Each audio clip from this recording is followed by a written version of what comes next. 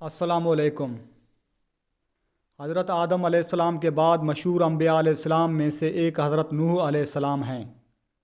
آپ علیہ السلام کی ولادت حضرت آدم علیہ السلام کی وفات کے 126 سال بعد ہوئی۔ آپ علیہ السلام کو 1000 سال عمر ملی، اس میں سے 950 سال تک آپ علیہ السلام اپنے قوم کو نصیحت کرتے رہے۔ حضرت نوح علیہ السلام کا اصل نام عبدالغفار تھا، لیکن آپ علیہ السلام اپنی قوم اور آخرت کی فکر میں بہت زیادہ رویا کرتے تھے، اس لیے اللہ تعالیٰ نے قرآن مجید میں آپ علیہ السلام کو نوح، بہت زیادہ رونے والا کے نام سے یاد کیا ہے۔ آپ علیہ السلام معمولی نعمتوں پر بھی اللہ تعالیٰ کا شکر ادا کیا کرتے تھے۔ سورہ بنی اسرائیل آیت نمبر 3۔ بے شک وہ نوح علیہ السلام ہمارا شکر گزار بندہ تھا۔ حضرت نوح علیہ السلام کا اللہ رب العزت نے قرآن مجید میں 43 مقامات پر ذکر فرمایا، اور قرآن مجید کے ایک سورہ نوح کا نام بھی آپ علیہ السلام کے نام پر ہے۔ اللہ تعالیٰ نے حضرت آدم علیہ السلام کی اولاد میں خوب برکت فرمائی، اور اولاد آدم سے بہت سے بستیاں آباد ہو گئیں۔ تمام لوگ سابقہ انبیاء علیہ السلام کے تعلیمات کے مطابق صرف اللہ تعالیٰ کی عبادت کرتے اور اس کے ساتھ کسی کو شریک نہیں ٹھہراتے تھے۔ اولاد آدم کا اللہ تعالیٰ کی عبادت کرنا شیطان پر بہت گراں گزرتا تھا، اور وہ اس سوچ میں تھا کہ کسی نہ کسی طرح اولاد آدم کو گمراہی میں مبتلا کر کے اللہ سبحانہ و تعالیٰ کی رحمت سے دور کیا جائے۔ شیطان کو یہ معلوم تھا کہ شرک کرنا بہت بڑا گناہ ہے، جس پر اللہ تعالیٰ بہت زیادہ ناراض ہوتے ہیں، اس لیے انسانوں کو شرک میں مبتلا کرنے کے بارے میں سوچنے لگا۔ آخرکار اس نے قوم نوح میں سے جو نیک لوگ فوت ہو چکے تھے ان کے نام پر شرک کو رائج کر کے لوگوں کو سیدھی راہ سے ہٹا دیا۔ حضرت عبداللہ بن عباس رضی اللہ عنہ فرماتے ہیں، قوم نوح میں شرک کی ابتدا اس طرح شروع ہوئی کہ 5 افراد قوم نوح میں نیک لوگ تھے۔ جب یہ وفات پا گئے تو شیطان نے ان کے قوم کے دل میں یہ بات ڈال دی کہ تم ان کے بیٹھنے کے جگہوں پر ان کے ناموں کے مجسمے بنا کر رکھ دو، تاکہ انہیں دیکھ کر تمہیں اللہ تعالیٰ کی عبادت کا شوق پیدا ہو۔ چنانچہ قوم نے ایسا ہی کیا۔ پھر جب یہ مجسمے بنانے والے مر گئے تو ان کے بعد آنے والے لوگوں نے لا علمی میں یہ سمجھا کہ ہمارے باپ دادا انہی مجسموں کی عبادت کیا کرتے تھے، انہوں نے ان نیک لوگوں کی مجسموں کی عبادت کرنا شروع کر دی۔ اس طرح ان کے درمیان شرک پھیل گیا۔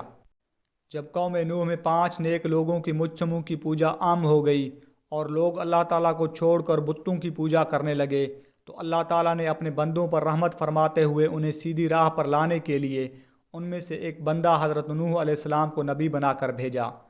جب آپ علیہ السلام کو مابعوث کیا گیا تو اس وقت آپ علیہ السلام کی عمر 50 سال تھی۔ سورہ نوح آیت نمبر 1۔ یقیناً ہم نے نوح علیہ السلام کو ان کی قوم کے طرف نبی بنا کر بھیجا، اور ان سے کہا کہ اپنی قوم کو ڈرائیے اس سے پہلے ان پر دردناک عذاب آ جائے۔ لوگ محشر کے میدان میں نوح علیہ السلام کے پاس بھی جائیں گے اور کہیں گے، اے نوح، آپ زمین والوں کے طرف بھیجے جانے والے پہلے رسول ہیں۔ اللہ تعالیٰ نے آپ کا نام عبداً شکوراً، شکر گزار بندہ رکھا، آپ ہماری شفاعت فرمائیں۔ نوح علیہ السلام یہ کہتے ہوئے معذرت کر لیں گے کہ اللہ تعالیٰ آج بہت زیادہ غصے میں ہیں، اس سے پہلے کبھی اتنے غصے میں نہیں آئے تھے اور نہ ہی بعد میں آئیں گے۔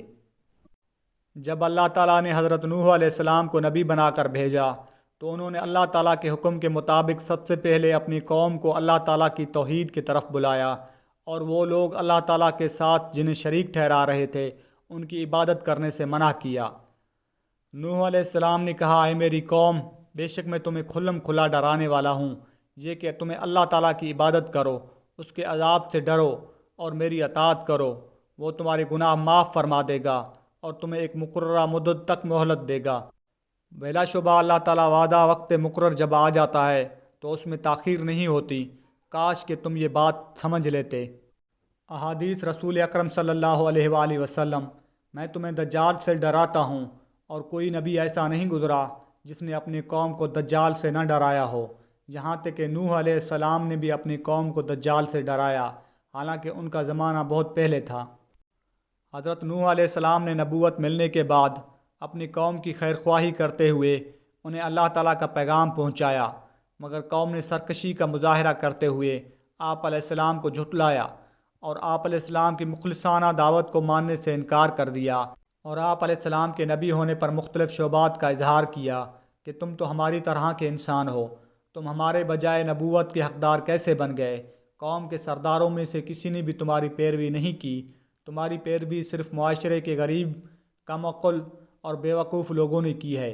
تمہارے پیروکاروں میں کوئی بھی ایسی خوبی نظر نہیں آتی جو ہم میں نہ ہو، پھر تم نبی کیسے بن گئے؟ حضرت نوح علیہ السلام قوم کی سرکشی کے باوجود انہیں دن رات دعوت حق دیتے رہے۔ قوم ان پر بھی الزام لگاتی رہی، اس کا اچھے انداز میں جواب دیتے رہے۔ دعوت حق دیتے ہوئے حضرت نوح علیہ السلام کو 950 سال گزر گئے۔ جب ایک نسل کے لوگ مرنے کے قریب ہوتے تو وہ بعد والوں کو یہ وصیت کر جاتے کہ تم نوح علیہ السلام پر ایمان نہ لانا۔ آخر ان کی طبیعت ہی ایسی بن گئی جسے ایمان اور حق قبول کرنے کی کوئی صورت گوارا نہیں تھی۔ انہوں نے بجائے دعوت حق کو قبول کرنے کے آپ علیہ السلام کو مختلف انداز میں دھمکیاں دینا شروع کر دیں، اور ساتھ ہی یہ کہنے لگے جس عذاب سے آپ ہمیں ڈراتے ہو وہ لے آؤ۔ قوم نوح نے کہا، اے نوح، اگر تم اس تبلیغ سے باز نہ آئے تو یقیناً تمہیں سنسار کر دیا جائے گا۔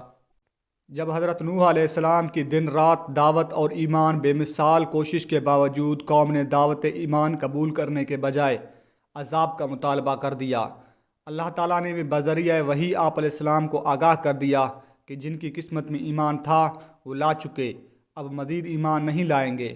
تو آپ علیہ السلام نے اپنی قوم کے سرکش اور کافر لوگوں کے مقابلے میں اللہ تعالیٰ سے مدد کی درخواست کی۔ نوح علیہ السلام نے دعا کی، اے میرے رب، میرے قوم نے مجھے جھٹلا دیا ہے، اب میرے اور ان کے درمیان فیصلہ فرما دے اور مجھے اور میرے مومن ساتھیوں کو ان سے نجات عطا فرمائیے۔ حضرت نوح علیہ السلام نے اللہ عز و جل سے اپنے لیے مدد کی درخواست کی تو اللہ تعالیٰ نے دعا فوراً قبول فرماتے ہوئے آپ علیہ السلام کو ایک کشتی بنانے کا حکم دیا۔ حضرت نوح علیہ السلام اللہ تعالیٰ کے حکم کے مطابق ایک ایسے میدان میں کشتی تیار کرنے میں مصروف ہو گئے جس کے قریب میں دور دور تک کشتی چلانے کے لیے پانی موجود نہیں تھا۔ آپ علیہ السلام کے کافر لوگ جب آپ کے پاس سے گزرتے تو آپ علیہ السلام کا مذاق اڑاتے اور کہتے، یہاں تو دور دور تک پانی موجود نہیں ہے اور آپ پانی میں چلانے کے لیے کشتی بنا رہے ہیں، اور ان کے تصور میں بھی نہیں تھا کہ اللہ تعالیٰ انہیں پانی میں غرق کرنے والا ہے۔ آپ علیہ السلام نے جواب دیتے، جس طرح آج تم ہمارا مذاق اڑا رہے ہو اسی طرح ایک دن تمہارا بھی مذاق اڑایا جائے گا، اور تمہیں بہت جلد معلوم ہو جائے گا اللہ تعالیٰ کے غضب کا شکار کون ہوتا ہے۔ جب حضرت نوح علیہ السلام کشتی تیار کر چکے تو اللہ عز و جل نے حضرت نوح علیہ السلام کو حکم دیا، آپ خود بھی کشتی میں سوار ہو جائیے اور میرے مومن بندوں اور تمام حیوانات میں سے جوڑا جوڑا کشتی میں سوار کر لیجئے، مگر کفار میں سے کسی کو بھی کشتی میں سوار نہ کرنا۔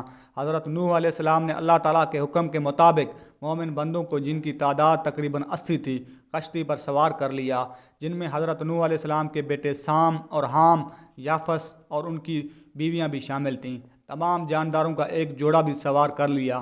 پھر اللہ تعالیٰ نے ایسا زبردست طوفان بھیجا کہ آسمان پہ بھی زوردار بارش برسنے لگا اور زمین میں بھی پانی ابلنے لگا۔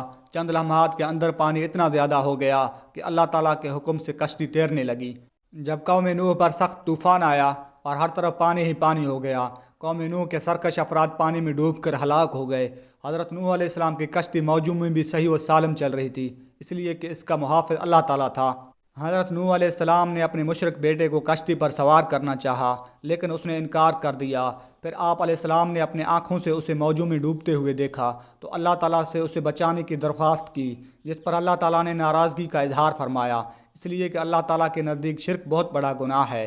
نوح علیہ السلام نے اپنے رب کو پکارتے ہوئے کہا، اے میرے رب، میرا بیٹا تو میرے گھر والوں میں سے ہے، یقیناً آپ کا وعدہ بالکل سچا ہے اور آپ تمام حاکموں سے بہتر حاکم ہیں۔ اللہ تعالیٰ نے فرمایا، اے نوح، یقیناً وہ آپ کے خاندان میں سے نہیں، اس کے اعمال اچھے نہیں، آپ کو مجھ سے وہ چیز نہیں مانگنی چاہیے جس کا آپ کو علم نہ ہو، میں آپ کو نصیحت کرتا ہوں کہ آپ جاہلوں میں شامل نہ ہوں۔ نوح علیہ السلام نے کہا، اے میرے رب، میں آپ کی پناہ چاہتا ہوں اس بات سے آپ سے وہ چیز مانگوں جس کا مجھے علم ہی نہ ہو، اگر آپ مجھے نہیں بخشیں گے اور مجھ پر نہیں رحم فرمائیں گے تو میں خسارہ پانے والوں میں سے ہو جاؤں گا۔ اللہ سبحانہ و تعالیٰ نے کفار کو ہلاک کرنے کے بعد زمین کو خشک کر کے رہنے کے قابل بنا دیا، اور آپ علیہ السلام کی اولاد جو کشتی میں آپ علیہ السلام کے ساتھ سوار تھی اس سے انسانی نسل کو باقی رکھا۔ سام کی نسل سے عربی، فارسی اور رومی وجود میں آئے، یافس کی نسل سے ترک، سقبالیہ اور یاجوج ماجوج پیدا ہوئے، اور حام کی نسل سے قبطی، سوڈانی اور بربر اقوام وجود میں آئے۔ حضرت نوح علیہ السلام کے دور میں آنے والے طوفان سے سوائے کشتی میں سوار افراد کے تمام لوگ ہلاک ہو گئے تھے۔ ان سے آگے پھر انسانی نسل کا سلسلہ چلا، اس لیے حضرت نوح علیہ السلام کو آدم ثانی دوسرے آدم کہلاتے ہیں۔ جب نوح علیہ السلام کے وفات کا وقت قریب آیا تو انہوں نے اپنے بیٹے کو وصیت فرمائی، میں تجھے 2 کاموں کا حکم دیتا ہوں اور 2 کاموں سے روکتا ہوں۔ وہ چیزیں جن کا حکم دیتا ہوں، لا الہ الا اللہ کا اختیار کرنا، کیونکہ ترازو میں ایک پلڑے میں 7 آسمان اور 7 زمین رکھ دی جائیں اور دوسرے پلڑے میں لا الہ الا اللہ رکھ دیا جائے تو ان کلمات والا پلڑا جھک جائے گا۔ سبحان اللہ و بحمدہ کثرت سے پڑھتے رہنا، کیونکہ اس کی برکت سے اللہ تعالیٰ مخلوق کو رزق عطا فرماتے ہیں۔ اور وہ چیزیں جن سے منع فرمایا، میں تمہیں اللہ کا شریک ٹھہرانے سے منع کرتا ہوں، تمہیں تکبر کرنے سے روکتا ہوں۔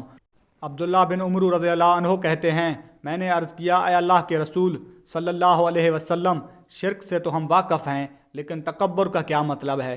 کہ اچھے جوتے پہننا، اچھا لباس پہننا، سواری کے لیے اچھا جانور رکھنا، یا اس کے پاس کثرت سے دوستوں کی آمد و رفت کا رہنا تکبر ہے؟ آپ صلی اللہ علیہ وآلہ وسلم نے فرمایا، نہیں۔